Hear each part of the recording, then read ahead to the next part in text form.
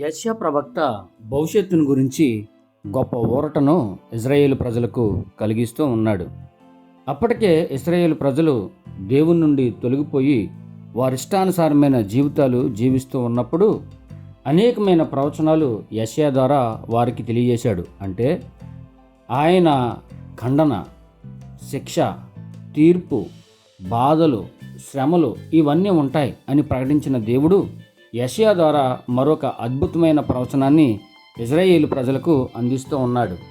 ఇదిగో కొత్త ఆకాశము, కొత్త భూమిని నేను చూస్తున్నాను అని చెప్పి యెషయా ప్రవక్త ఇజ్రాయేలు ప్రజలకు ప్రవచనం ఇచ్చాడు.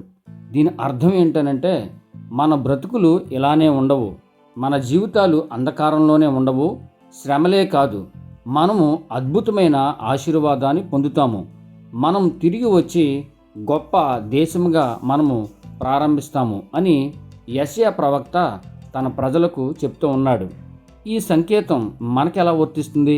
మనం కూడా అలానే ఉండిపోము, మన పరిస్థితి కూడా మారుతుంది, భవిష్యత్తు అందంగా ఉంటుంది.